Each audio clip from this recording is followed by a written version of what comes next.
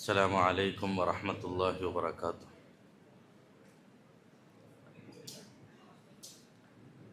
الحمد لله رب العالمين، والصلاة والسلام على سيدنا محمد صلى الله عليه وسلم وعلى آله وأصحابه أجمعين، أما بعد، فأعوذ بالله من الشيطان الرجيم. بسم الله الرحمن الرحيم. ولقد يسرنا القرآن للذكر فهل من مدكر. وقال تعالى أيضا: فما لهم عن التذكرة معرضين كأنهم حمر مستنفرة فرت من قسورة. صدق الله العلي العظيم.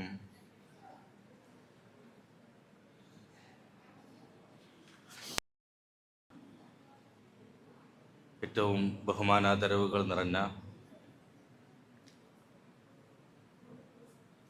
ബഹുമാന്യ ഉലമാക്കളെ, ഉസ്താദുമാരെ, വിദ്യാർത്ഥികളെ, സഹോദരങ്ങളെ, സഹോദരിമാരെ,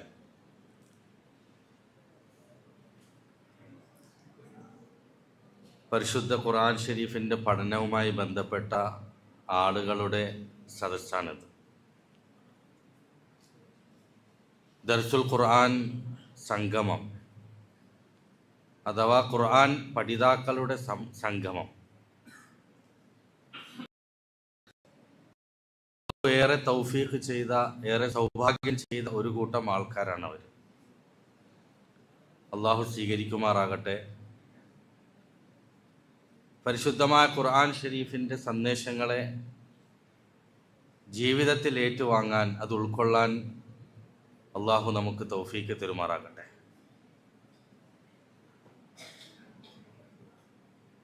പരിശുദ്ധമായ ഖുർആൻ നമ്മുടെ എല്ലാം ഉടമസ്ഥനായ അള്ളാഹുവിൻ്റെ കലാമാണ്.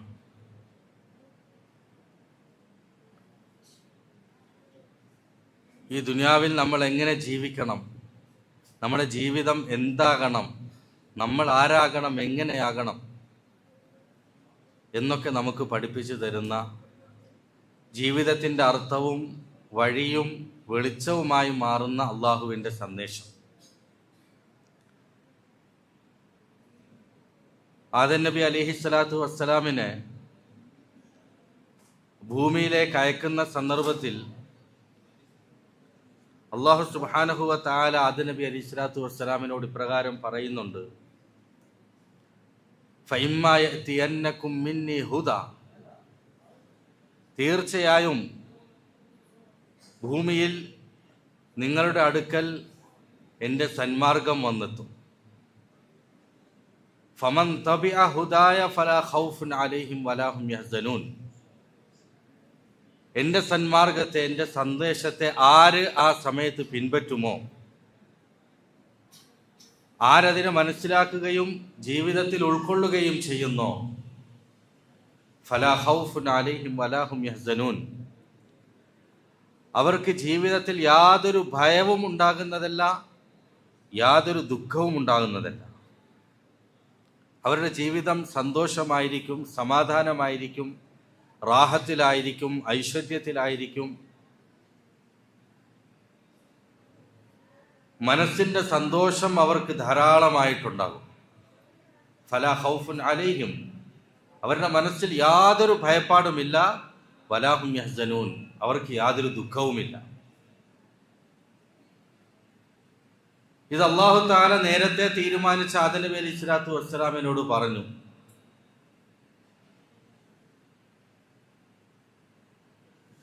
ഇത് അല്ലാഹു സുബ്ഹാനഹു വ തആല ഇതിലൂടെ നമ്മൾ അറിയിക്കുന്നത് നിങ്ങളുടെ ജീവിതത്തിൻ്റെ സന്തോഷവും ഐശ്വര്യവുമെല്ലാം ഈ ഖുർആൻ ഷരീഫുമായി ബന്ധപ്പെട്ട് കിടക്കുകയാണ്. ആ ഖുർആനെ നിങ്ങൾ ജീവിതത്തിൽ എത്രത്തോളം ഉൾക്കൊള്ളുന്നോ, എത്രത്തോളം പ്രാവർത്തികമാക്കുന്നോ, അതിനനുസരിച്ച് നിങ്ങൾക്ക് ദുനിയാവിൽ സന്തോഷം ലഭിക്കും, അന്തസ്സ് ലഭിക്കും. ബഹുമാനപ്പെട്ട സഹോദരന്മാരെ, സ്നേഹിതന്മാരെ, നമ്മളൊന്ന് ചരിത്രത്തിലേക്ക് നോക്കിക്കഴിഞ്ഞാൽ അള്ളാഹുവിന്റെ കിതാബിനെ ഏത് കാലത്ത് മുസ്ലിം സമൂഹം മുറുകെ പിടിച്ച് ജീവിച്ചിട്ടുണ്ടോ ആ കാലത്തെല്ലാം മുസ്ലിം സമൂഹം അന്തസ്സിലായിരുന്നു, ഉയർച്ചയിലായിരുന്നു. ഏത് കാലത്ത് പരിശുദ്ധമായ ഖുർആൻ ഷരീഫിനെ കൈവിട്ടിട്ടുണ്ടോ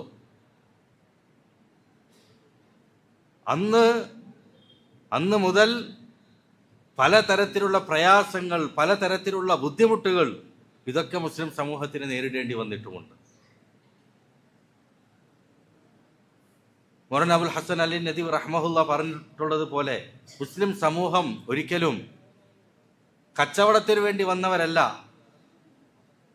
ഏതെങ്കിലും പ്രത്യേക തൊഴിലെടുക്കാൻ വേണ്ടിയിട്ട് വന്നവരല്ല. ഇതിനെ മറിച്ച് ദുനിയാവിൽ അള്ളാഹുവിൻ്റെ സന്ദേശത്തെ മുഴുവൻ മനുഷ്യർക്കും പറഞ്ഞു കൊടുക്കാൻ വേണ്ടി വന്നവരാണ്. അള്ളാഹുവിൻ്റെ കൽപ്പനകളെ ഈ സമൂഹത്തിന് എത്തിച്ചു കൊടുക്കാൻ വേണ്ടി വന്നവരാണ്. ആ ജോലി നിർവഹിക്കുമ്പോൾ മുസ്ലിം സമൂഹത്തിന് എപ്പോഴും അന്തസ്സാണ്. ആ ജോലി കൈവിട്ട് കഴിഞ്ഞാൽ ഈ മുസ്ലിം സമൂഹത്തിന് എപ്പോഴും പ്രയാസമാണ്. നമ്മുടെ ഇന്ത്യ മഹാരാജ്യത്ത് മുസ്ലിം ഭരണകൂടങ്ങൾ വളരെ നല്ല രൂപത്തിൽ ഭരണം നടത്തിയ ഒരു കാലഘട്ടമുണ്ട്. മുസ്ലിമീങ്ങൾ ഈ രാജ്യത്തിൻ്റെ ഭരണാധികാരികളായിരുന്നു, നീതിമാന്മാരായ ഭരണാധികാരികളായിരുന്നു. പിന്നീടെന്ന് സുഖലോലുപതയിലും യഥാർത്ഥ ഉത്തരവാദിത്വം മറന്നുകൊണ്ടുമുള്ള ജീവിതത്തിലേക്ക് വന്നോ അന്ന് പലതരത്തിലുള്ള ഫിത്നകൾ, കുഴപ്പങ്ങൾ വരാൻ തുടങ്ങി. അവസാനം ബ്രിട്ടീഷുകാരുടെ രൂപത്തിൽ വന്നു. ആ സന്ദർഭത്തിൽ നമ്മുടെ മഹാന്മാർ അവർക്കെതിരെ ശക്തമായി പോരാടി. വളരെ നമ്മളൊക്കെ മുമ്പ് കേട്ടിട്ടുണ്ടാവും, നമുക്കൊക്കെ പരിചയമുണ്ട് അന്നത്തെ ഒരു പരിതസ്ഥിതി. ബ്രിട്ടീഷുകാര് ഈ രാജ്യത്തെ മാത്രമല്ല, ഈ രാജ്യത്തിന്റെ സംസ്കാരത്തെ തന്നെ ആക്രമിച്ച്, പ്രത്യേകിച്ച് മുസ്ലിമീങ്ങളെ അവിടെ സംസ്കാരത്തിൽ നിന്നും അടർത്തി മാറ്റാൻ വേണ്ടി എല്ലാ അന്തരീക്ഷവും ഒരുക്കിയ ഒരു കാലഘട്ടത്തിൽ അതിനെതിരെ പോരാടിയ മഹാന്മാർ, അവരിൽ ഏറ്റവും മൗലാന മഹ്മൂദുൽ ഹസൻ ദേവബന്ദി റഹ്മഹുല്ല മാൾട്ടാ ജയിലിൽ അടക്കപ്പെട്ടു. അതിനുശേഷം പിന്നീട് തിരിച്ചു വന്ന മഹാനവറുകൾ തൻ്റെ അനുയായികളോട്, തൻ്റെ കൂട്ടത്തിലുള്ളവരോട്, ഈ സമുദായത്തോട് പറഞ്ഞു, മുസ്ലിം സമൂഹത്തിന് ഇനി അന്തസ്സിലേക്ക് തിരിച്ചു വരണമെങ്കിൽ, ആരോടാണ് പറയുന്നത്? ഒരു കാലഘട്ടത്തിൽ ഈ രാജ്യത്തെ ഏറ്റവും ഉയർന്ന ആളുകൾ, മേൽത്തരക്കാരായിരുന്ന ആളുകൾ, ബ്രിട്ടീഷുകാർ വന്ന് അവരുടെ മുഴുവൻ അന്തസ്സും പിച്ച് ചീന്തിയതിനു ശേഷം വീണ്ടും മൗലാന അവർ പറയാണ്, ഇനിയും നമുക്ക് തിരിച്ച് നമ്മുടെ യഥാർത്ഥ അന്തസ്സിലേക്ക് നമുക്ക് തിരിച്ചെത്തണമെങ്കിൽ കുറേ കാര്യങ്ങൾ ചെയ്യണം. അതിലൊന്ന് പരിശുദ്ധമായ ഖുർആൻ ഷരീഫുമായിട്ടുള്ള ബന്ധമാണ്. അന്ന് മുതൽ നമ്മുടെ മഹാന്മാരായ ഉലമാക്കൾ, നമ്മുടെ മഹത്തുക്കൾ ഖുർആൻ ഷരീഫിന്റെ സേവനം ആരംഭിച്ചു. ഖുർആൻ ഷരീഫിനെ പാരായണം ചെയ്ത് പഠിക്കാൻ വേണ്ടി ധാരാളം മുതിർന്നവർക്കും ചെറിയ കുട്ടികൾക്കുമെല്ലാം ബാലപാഠശാലകൾ തുടങ്ങി. ഖുർആൻ ഷരീഫിന്റെ സന്ദേശങ്ങൾ സമൂഹത്തിൽ വ്യാപിപ്പിക്കാൻ വേണ്ടി അവർ ഖുർആൻ ഷരീഫിന്റെ വ്യാഖ്യാനങ്ങൾ എഴുതാനും ആ ഖുർആൻ ഷരീഫിന്റെ സന്ദേശങ്ങൾ ജനങ്ങളിലേക്ക് എത്തിക്കാനും ദർസുൽ ഖുർആനിന്റെ സംവിധാനം ആരംഭിച്ചു. ധാരാളം തഫ്സീറുകൾ അതിനുവേണ്ടി രചിക്കപ്പെട്ടു, സാധാരണക്കാർക്ക് വേണ്ടി. പരിശുദ്ധ ഖുർആൻ മുഴുവൻ ആളുകൾക്കും വേണ്ടിയുള്ളതാണ്. അറബി പഠിച്ചവർക്ക് മാത്രമല്ല, അറബി കോളേജിൽ 7-8 വർഷം പഠിച്ചിറങ്ങുന്ന ആളുകൾക്ക് മാത്രമുള്ളതല്ല, പുരുഷന്മാർക്ക് മാത്രമുള്ളതല്ല.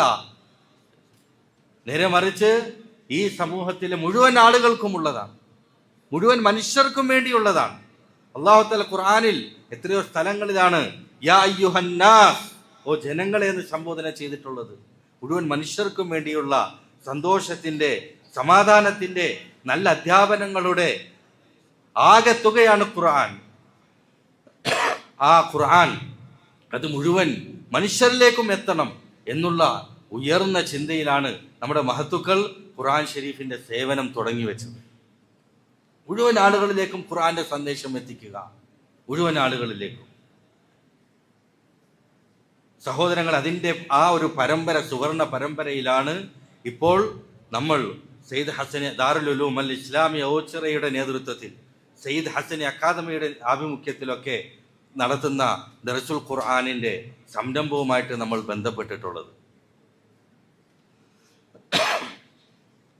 പരിശുദ്ധ ഖുർആൻ ഷരീഫിന്റെ പഠനം ഏറ്റവും അത്യന്താപേക്ഷിതമായ ഒരു കാലഘട്ടത്തിലാണ് നമ്മളുള്ളത്. ആ ഒരു ബന്ധം അല്ലാഹു തആല നമുക്ക് തന്നു. ഈ സമയത്ത് ഖുർആൻ ഷരീഫുമായി ബന്ധപ്പെട്ട ആളുകൾ എന്ന നിലയിൽ നമ്മൾ ശ്രദ്ധിക്കേണ്ട രണ്ട് കാര്യങ്ങളുണ്ട്. ഒന്നാമതായി, നമ്മൾ കേൾക്കുന്ന കാര്യങ്ങൾ നമ്മൾ ജീവിതത്തിലേക്ക് കൊണ്ടുവരണം. നമ്മൾ ഖുർആൻ കേൾക്കുന്നത് എന്തിനു വേണ്ടിയാണ്? സഹോദരങ്ങളെ, ഇത് നമ്മുടെ ജീവിതത്തിന്റെ ഒരു പതിവാക്കി നമ്മൾ മാറ്റണം. പക്ഷെ ആ പതിവ് എന്താണ്? അള്ളാഹുവിന്റെ കലാം കേൾക്കുന്നത്, അള്ളാഹുവിന്റെ സന്ദേശം കേൾക്കുന്നത്, അത് നമ്മുടെ ജീവിതത്തിലേക്ക് കൊണ്ടുവരാൻ വേണ്ടിയാണ്, ജീവിതത്തിൽ പകർത്താൻ വേണ്ടിയാണ്. ബഹുമാനപ്പെട്ട ഉസ്താദ് അവറുകൾ എപ്പോഴും പറയും, ഖുർആൻ ഷരീഫുമായിട്ടുള്ള കടമകൾ. ആ ഖുർആന്റെ കടമകൾ എന്താണ്? ഖുർആൻ നന്നായിട്ട് പാരായണം ചെയ്യാൻ പഠിക്കണം, നന്നായിട്ട് പാരായണം ചെയ്യാൻ പഠിക്കണം. അതുപോലെ തന്നെ ആ ഖുർആൻ ഷരീഫിന്റെ സന്ദേശങ്ങൾ നമ്മൾ മനസ്സിലാക്കണം. ആ സന്ദേശങ്ങൾ നമ്മൾ ജീവിതത്തിൽ പകർത്തണം, മറ്റുള്ളവർക്ക് അത് എത്തിച്ചു കൊടുക്കണം. ഖുർആനിനെ ആദരവോടുകൂടി കൈകാര്യം ചെയ്യണം. പഠിക്കുന്ന കാര്യങ്ങൾ, സഹോദരങ്ങളെ, 5 കടമകൾ നമ്മൾ പാലിക്കണം. ഖുർആൻ ഷരീഫിനെ ആദരിക്കുക, പാരായണം ചെയ്യാൻ വേണ്ടി പഠിക്കുക, അതിന്റെ സന്ദേശങ്ങൾ ജീവിതത്തിൽ ഉൾക്കൊള്ളുക, അതിനെ നമ്മൾ മറ്റുള്ളവർക്ക് എത്തിച്ചു കൊടുക്കുക. ഈ ഒരു അടിസ്ഥാനത്തിലാണ് നമ്മൾ ദർസുൽ ഖുർആനുമായിട്ട് ബന്ധപ്പെടുന്നത് എങ്കിൽ തീർച്ചയായും മഹാന്മാരിലൂടെ അല്ലാഹു തആല ഏതൊരു വിപ്ലവം ഈ ലോകത്ത് സാധ്യമാക്കിയോ, ഈ മുസ്ലിം ഉമ്മത്തിന്റെ ശരിയായ സുവർണ പാതയിലേക്കുള്ള തിരിച്ചുപോക്കിന് അല്ലാഹു തആല ഖുർആൻ ഷരീഫിന്റെ അധ്യാപനങ്ങളെയും അതിന്റെ പ്രവർത്തനങ്ങളെയും കാരണമാക്കിയോ, ഇതുപോലെ നമ്മൾ ഓരോരുത്തരെയും കാരണമാക്കും. ഇത് നമ്മൾ ഓരോരുത്തരും ചെയ്യേണ്ട കാര്യമാണ്, ആരെങ്കിലും ചെയ്യേണ്ട കാര്യമല്ല. നമ്മൾ നോക്കൂ, അള്ളാഹു എത്ര സൗഭാഗ്യമാണ് ഈ ഖുർആൻ ഷരീഫുമായിട്ടുള്ള ബന്ധത്തിലൂടെ നമുക്ക് നൽകിയിട്ടുള്ളത്. ഒരു കാലഘട്ടത്തിൽ ഖുർആൻ പഠിക്കാൻ വലിയ പ്രയാസമുണ്ടായ ഒരു കാലഘട്ടം ഉണ്ടായിട്ടുണ്ട്. ഖുർആൻ ഷരീഫിന്റെ പഠിക്കാനുള്ള സൗകര്യങ്ങൾ ഇന്ന് ലഭിക്കുന്നത് പോലെ ഇല്ലാതിരുന്ന ഒരു കാലഘട്ടം. അന്ന് പലപ്പോഴും നമ്മുടെ മുതിർന്ന പഴയ തലമുറ പലപ്പോഴും അവരുടെ ഓത്ത് പള്ളിക്കൂടങ്ങളിൽ അവർക്ക് ലഭിച്ചിരുന്ന ഖുർആൻ പഠനമല്ലാതെ അതിനപ്പുറത്തോട്ട് മറ്റൊന്നും ലഭിക്കാതിരുന്നൊരു കാലഘട്ടം. അന്ന് ഖുർആൻ ഷരീഫ് പഠിക്കാൻ ദർസിലോ പള്ളി ദർസിലോ അറബി വളരെ വിരളമായിരുന്ന അറബി കോളേജുകളിലോ പോണം. അവിടെയൊക്കെ പോയി വളരെ ചുരുക്കം ആളുകൾക്ക് ലഭിച്ചിരുന്ന ഒരു സൗഭാഗ്യമാണ് അല്ലാഹു തആല ഇന്ന് നമുക്ക് തുറന്നു തന്നിരിക്കുന്നത്. ഇന്ന് എല്ലാ സ്ഥലങ്ങളിലും ഖുർആൻ ഷരീഫിന്റെ പഠനം നടന്നുകൊണ്ടിരിക്കുകയാണ്. വാട്സപ്പിലൂടെ, യൂട്യൂബിലൂടെ, സോഷ്യൽ മീഡിയ വ്യാപിച്ചതോടുകൂടി എത്രയോ ആളുകളുടെ വിവിധ കാര്യങ്ങളാണ് നമ്മൾ ദർസുൽ ഖുർആനുകളാണ്, ഖുർആൻ ഷരീഫുമായിട്ട് ബന്ധപ്പെട്ട കാര്യങ്ങളാണ് നമ്മൾ കേട്ടുകൊണ്ടിരിക്കുന്നത്. ഈ സന്ദർഭത്തിൽ നമ്മൾ ശ്രദ്ധിക്കേണ്ട മറ്റൊരു കാര്യം കൂടി, ഖുർആൻ ഷരീഫിനെ ശരിയായ സ്രോതസ്സിൽ നിന്ന് പഠിക്കുക എന്നുള്ളത് ഏറ്റവും പ്രധാനപ്പെട്ട ഒരു കാര്യമാണ്. ഒന്നാമത്തെ കാര്യം, നമ്മുടെ സമയം വളരെ ചുരുക്കമായതുകൊണ്ട് വളരെ വേഗത്തിൽ പറഞ്ഞു പോവുകയാണ്. ഒന്നാമത്തെ കാര്യം, ഖുർആൻ ഷരീഫിനോടുള്ള കടമകൾ നമ്മൾ പാലിക്കുക എന്നുള്ളതാണ്. ആ ഖുർആൻ ഷരീഫിന്റെ കടമകളിൽ ഏറ്റവും പ്രധാനപ്പെട്ടത് എന്താണ്? ആ ഖുർആൻ ഷരീഫിനെ ശരിയായ രൂപത്തിൽ മനസ്സിലാക്കി നമ്മൾ നമ്മുടെ ജീവിതത്തിലേക്ക് പകർത്തണം. കാരണം ഖുർആൻ നമ്മുടെ നിത്യജീവിതവുമായി ബന്ധപ്പെട്ട കാര്യങ്ങളാണ്. ബഹുമാനപ്പെട്ട ഉസ്താദ് അവറുകൾ നമ്മുടെ ജീവിതവുമായിട്ട് ബന്ധിപ്പിച്ചുകൊണ്ടാണ് ഖുർആൻ ഷരീഫിനെ നമുക്ക് വിശദീകരിച്ച് തരാറുള്ളത്. വളരെ ലളിതമായ രൂപത്തിൽ, ഏറ്റവും എളുപ്പത്തിൽ മനസ്സിലാക്കാൻ പറ്റുന്ന രീതിയിൽ നമ്മുടെ നിത്യജീവിതത്തിൽ നമ്മുടെ മുമ്പിൽ നമ്മൾ അനുഭവിക്കുന്ന ഓരോ അനുഭവങ്ങളിലൂടെ ഖുർആൻ ഷരീഫിന്റെ സന്ദേശങ്ങളെ കടത്തിവിട്ടുകൊണ്ട് ആ അനുഭവങ്ങളെ ഖുർആനുമായി താദാത്മ്യം പ്രാപിക്കുന്ന രൂപത്തിൽ ആ ഖുർആൻ ഷരീഫിനെ നമ്മുടെ ഒരു സഹജീവിയായി നമ്മുടെ മുമ്പിൽ ജീവിക്കുന്ന ഒരു ജീവിതമാക്കി ഖുർആൻ ഷരീഫിന് നമ്മുടെ മുമ്പിൽ വളരെ സരളമായ നിലയിൽ നമ്മുടെ മുമ്പിൽ വരച്ച് കാണിക്കപ്പെടുകയാണ്. ഇത്ര ലളിതമായിട്ട് നമുക്ക് ഖുർആൻ ഷരീഫ് പഠിക്കാൻ കഴിയുന്നു. അത് നമ്മുടെ ജീവിതത്തിലേക്ക് പകർത്തുക എന്നുള്ളതാണ്. ജീവിതത്തിൽ നമ്മൾ കൊണ്ടുവരണം. ഇതുപോലെ നമ്മൾ മറ്റുള്ളവർക്ക് എത്തിച്ചു കൊടുക്കണം, മറ്റുള്ളവരിലേക്ക് നമ്മൾ എത്തിച്ചു കൊടുക്കണം. ഞാൻ ആ ഭാഗത്ത് അതിന്റെ പ്രാധാന്യ നിമിത്തം ഒന്നുകൂടെ കടന്നു പോകാൻ.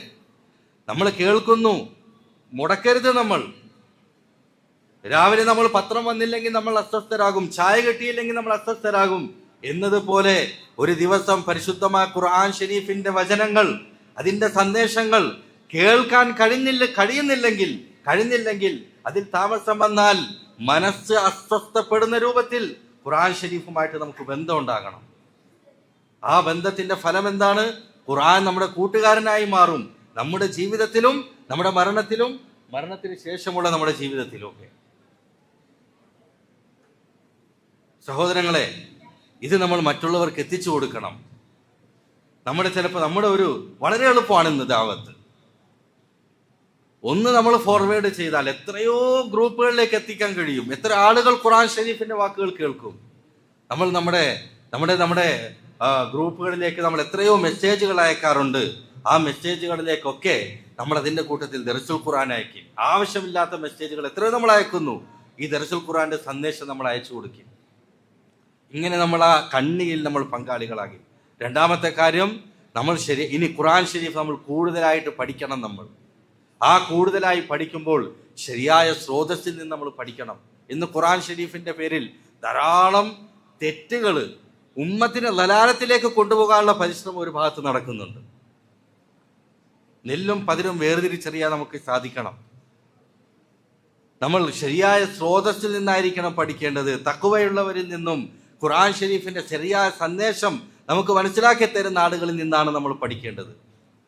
ഇന്ന് വഴിതെറ്റിക്കുന്ന രൂപത്തിൽ ഖുർആൻ ഉപയോഗിച്ചു തന്നെ യുദില്ലു ബിഹി കസീറ യഹ്ദി ബിഹി കസീറ വ യുദില്ലു ബിഹി കസീറ. കുറെ ആളുകൾക്ക് അല്ലാഹു ഖുർആൻ ഹിദായത്തിന് കാരണമാക്കുമെന്നത് പോലെ കുറെ ആളുകൾക്ക് അല്ലാഹു ഖുർആൻ ദലാലത്തിനും കാരണമാക്കുന്നു. അതിന് കുറെ ആളുകൾ ഇന്ന് അവതാരം എടുത്തിരിക്കുകയാണ്. സഹോദരങ്ങളെ, ഖുർആനിന്റെ പേരും പറഞ്ഞ് ആളുകളെ വഴികേടിലേക്ക് നയിക്കുന്ന അത്തരം വഴികേടിലേക്ക് നാം ഒരിക്കലും ചെന്ന് ചാടുകയും ചെയ്യരുത്. അതെത്ര ആകർഷണീയമായിട്ട് തോന്നിയാലും ശരി, ദീനിന്റെ പരിശ്രമം ലളിതമായിരിക്കും. ദീനിന്റെ പരിശ്രമത്തിന്റെ ഒരു പ്രത്യേകതയാണ്, ദീനിന്റെ പരിശ്രമം ലളിതമായിരിക്കും, എന്നാൽ അത് ശക്തമായിരിക്കും. ബാത്തിലിന്റെ പരിശ്രമം അത് ബാഹ്യമായിട്ട് നോക്കുമ്പോൾ വലിയ ആകർഷണീയതയായിരിക്കും, പക്ഷെ അതിന്റെ ഉള്ളിൽ ഒന്നും ഉണ്ടാവുകയില്ല. ഇന്നൗഹനൽ ബുയൂത്തില ബൈത്തുൽ അൻകബൂത്ത്, ചെരന്തി വല പോലെയായിരിക്കും. അതുകൊണ്ട് നമ്മൾ ലളിതമായ സദസ്സുകളിൽ ലളിതമായ കാര്യങ്ങളിൽ പങ്കുകണ്ട് ഖുർആൻ ഷരീഫിനെ ശരിയായ സ്രോതസ്സിൽ നിന്ന് നമ്മൾ പഠിക്കാൻ വേണ്ടി തയ്യാറാകണം. വഴികേടിലേക്ക് നമ്മൾ പോകുന്ന സാഹചര്യം ഉണ്ടാകരുത്. അല്ലാഹു തആല നിലക്ക് നമ്മുടെ ഈ ഖുർആൻ ഷരീഫിന്റെ പഠനത്തെ സ്വീകരിക്കുമാറാകട്ടെ. ഇന്നത്തെ ഈ കാലഘട്ടത്തിൽ ഇത്തരം ഈ ഒരു സംരംഭങ്ങളെ നമ്മൾ വളരെ വേഗത്തിൽ നമ്മൾ വ്യാപിപ്പിക്കേണ്ട ഒരു കാലഘട്ടമാണിത്. അല്ലാഹു തആല അതിലൂടെ നമുക്ക് ധാരാളം സൗഭാഗ്യങ്ങൾ നമുക്ക് തുറന്നു തന്നേക്കാം. നമ്മുടെ ഈ പരിശ്രമം ഒരുപക്ഷെ ധാരാളം തെറ്റുകളും കുറവുകളും പിഴവുകളുമൊക്കെ വന്നേക്കാം മാനുഷികമായ നിലയിൽ. അതൊക്കെ നമ്മൾ സഹോദര ബുദ്ധിയ നമ്മൾ തിരുത്തി കഴിഞ്ഞാൽ അത് തിരുത്താൻ തയ്യാറുള്ളവരാണ് നമ്മുടെ ഈ സ്ഥാപനവുമായിട്ട് ബന്ധപ്പെട്ട മുഴുവൻ ആളുകളും. ബഹുമാനപ്പെട്ട ഉസ്താദ് അവர்கள் എപ്പോഴും അത് പറയാറുമുണ്ട്. അതുകൊണ്ട് നമ്മൾ എല്ലാ നിലയിലും ഈ ഒരു സംഗമം എന്ന് പറയുന്നത് ഏതൊരു ഉദ്ദേശത്തിലാണോ നമ്മുടെ ഈ ദർസുൽ ഖുർആൻ നടക്കുന്നത്, ആ ദർസുൽ ഖുർആനിന്റെ ഉദ്ദേശത്തെയും അതിന്റെ ലക്ഷ്യത്തെയും കൂടുതൽ പരിപോഷിപ്പിക്കാനുള്ള ഒരു നിയ്യത്തെടുക്കാനുള്ള ഒരു വേദിയാണിത്, ഒരു നിയ്യത്തെടുക്കാനുള്ള വേദി. അതുകൊണ്ട് നമ്മൾ നിയ്യത്ത് ചെയ്യുക, ഞാനിത് കൃത്യമായിട്ട് ഉപയോഗപ്പെടുത്തും, ഇതിനെ എൻ്റെ ബന്ധത്തിലുള്ള മുഴുവൻ ആളുകളിലേക്കും ഞാൻ എത്തിക്കും എന്നുള്ളൊരു ഉറച്ച നിയ്യത്തും ഒരു സഹായ മനസ്ഥിതിയും നമ്മൾ ഉണ്ടാകണം. ഖുർആൻ ഷരീഫുമായി ബന്ധപ്പെട്ട ധാരാളം രചനകൾ നമ്മുടെ ഈ സ്ഥാപനത്തിൽ നിന്ന് ഇറങ്ങുന്നുണ്ട്. അതും നമ്മൾ മറ്റുള്ളവർക്ക് എത്തിച്ചു കൊടുക്കും. അതും ദീനിന്റെ ഒരു ദാവത്താണ്. ആയിരങ്ങൾക്ക് ഹിദായത്ത് ലഭിക്കാൻ കാരണമായി തീരുന്ന ഒരു സംഗതിയാണ്. അല്ലാഹു തആല നിലക്ക് നമ്മുടെ ഈ പരിശ്രമങ്ങളെ ആക്കി തീർക്കുമാറാകട്ടെ എന്ന് ആത്മാർത്ഥമായിട്ട് ദുആ ചെയ്യാണ്. ഈ സംഗമം അതിനുള്ള ഒരു പ്രചോദനമായി മാറട്ടെ എന്നുകൂടെ ആശംസിച്ചുകൊണ്ട് ഞാൻ എൻ്റെ വാക്കുകൾ നിർത്തുന്നു. വാഹിറു ദഅവാന അൽഹംദുലില്ലാഹി റബ്ബിൽ ആലമീൻ. അസ്സലാമു അലൈക്കും വറഹ്മത്തുള്ളാഹി വബറകാതുഹു.